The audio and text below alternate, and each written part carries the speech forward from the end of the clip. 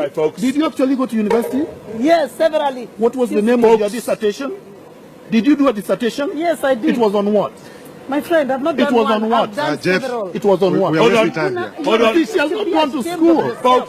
Folks, I'm debating with people who are not at my level. Raila, if it wasn't for Raila giving you a job, you would never have been known. The name Miguna would not even exist. So for me, I want to know, if you have no loyalty for something that was said in private, all right, where you actually were an employee of this person, how can you actually betray somebody? And if you have no loyalty for somebody who basically gave you status, all right, which you never would have had without him, I want to know, how can you actually be trusted by Nairobi residents? Answer the question. As a student leader, and I was in the headline in 1987 when Raila was in detention.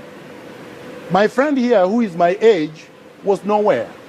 What was she doing in 1987? I was fighting for multi-party democracy in 1987. She's my age. She was hiding under the bed. She was nowhere to be seen. I never heard of her. We fought during the second liberation. With Raila Odinga in detention, Miguna outside. Miguna was arrested and put in detention. Miguna came out, was released. Miguna was expelled from the University of Nairobi. Miguna went into exile. Did he stop? He continued fighting for multi-party democracy by leading the Committee of Democracy in Kenya. Who were one of my members? Willy Mutunga. Miguna was a teenager at that time, leading veterans. So when somebody says, Raila made me, nobody would have known me. Just because you are ignorant and you can't read and you have not done your research, you can't blame Miguna for your ignorance. By the way, I was approached before they approached Igathe, and I dismissed it flat out. Because how do you deputize somebody who does not know his left from his right? The man is functionally illiterate. The man cannot sit at a table and discuss anything. He does not understand public policy. He does not understand legislation. He does not understand governance. He does not understand our constitution. He has never read it. The man went there thinking the thing is a joke.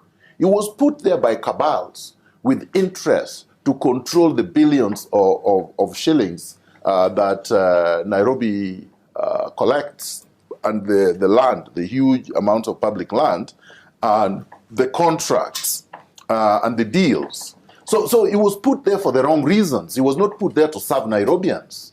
And I am happy that Nairobians are seeing exactly what I said, that you cannot just pick people as if it was a game.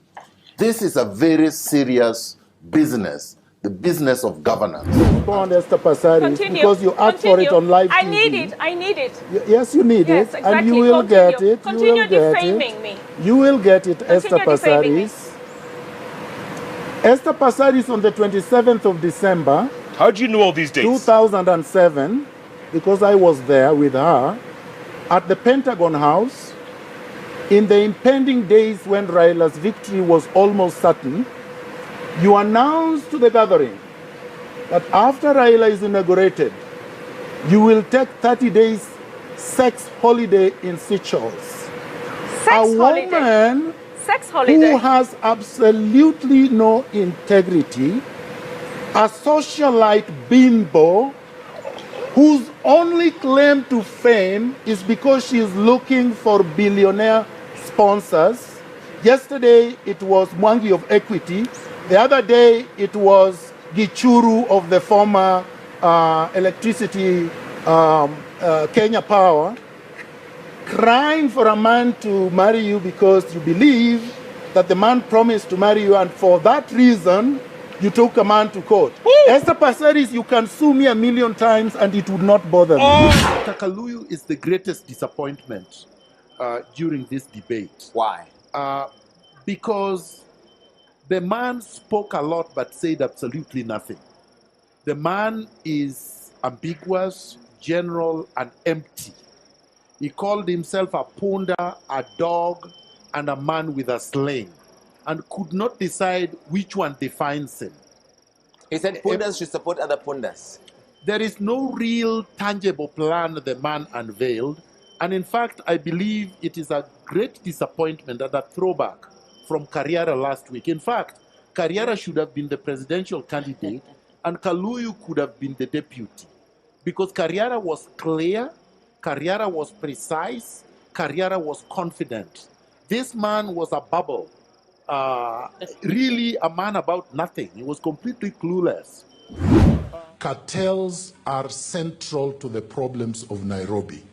And the three colleagues of mine actually are part of the cartels that I want to deal with. I will tell you who the cartels are. The cartels are people who have made money through shady business deals. My friend Evans Kidero has made his billions through shady deals. There is no industry he has built, but he has become a billionaire having been an employee throughout his life because he has looted every institution he has joined. Mumias has collapsed, and Nairobi is not a going concern anymore, according to the Auditor General. My friend Sonko is looting every land in Nairobi. He has a criminal record from Mombasa where he was jailed because of fraud, forgery, and drug dealing. Then he ran away from jail. So he's a cartel because he has a criminal record. And right now, he's grabbed many pieces of land and then stages a PR show, PR stunts, where he videotapes and pretends that he's come to rescue. My friend Peter Kenneth bankrupted Kenya Re. He basically looted a public institution to death. And when he was in Gatanga, he never promoted a motion in parliament, never sponsored a bill, never chaired a committee of parliament. Then here he is saying we need a manager. Nairobi need a leader, not a manager. I will hire managers to deal with different sectors, competent, ethical managers.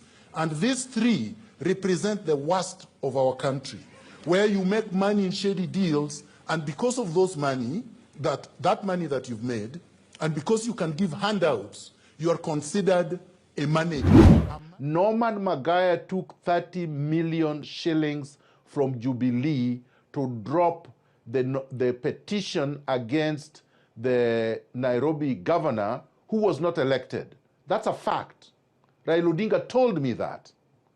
David Ndii opposed Raila Odinga swearing in my own house. I needed to be able to set the record straight because they were celebrating after I was arrested. We are going to exercise our rights without apology, without fear, without reservation. And we want to warn you today that your power is only in the hands of the goons you have armed. The Mungiki, the few police in uniform. But Kenyans in their millions have said no. We are not going to accept you as the president of Kenya. And starting today, we are ordering NRM Kenya members and soldiers to take down Uhuru Kenyatta's portraits from all your homes, all your businesses, every premise that you occupy. Take Uhuru Kenyatta's portraits down. We are going to produce legitimate portraits of the President of the Republic of Kenya. And we are going to distribute them ourselves. Some of the most important things that you do when you're debating is that you have to have cognizance of history, you should have rudiments of logic, and you should be aware of science. Yes. My friends here have demonstrated that they don't understand logic, they clearly don't understand history, and they don't respect science. I want to deal with them right now.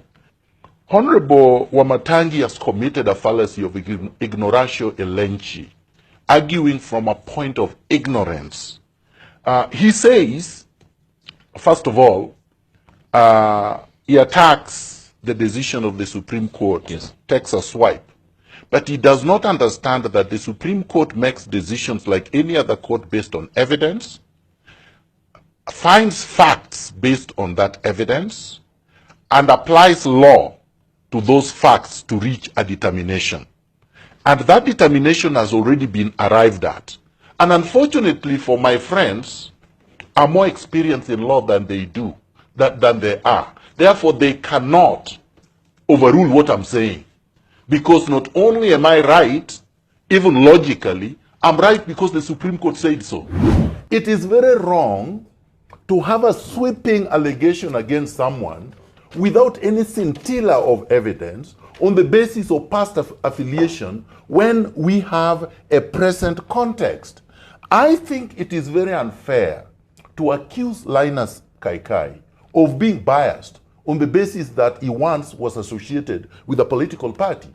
That was his constitutional right. Now, it is also very unfair to say that because somebody received scholarship and went abroad to study, because somebody gave him a scholarship, therefore his mind is closed and he can never be objective. There are a lot of people in this country that were given scholarships by Tom Mboya, including the man who assassinated him. The fact is, we have to be historically correct, we must use facts, and we can't conflate things in order to justify an unjustified action of a person so serious and so powerful as the President of the Republic of Kenya.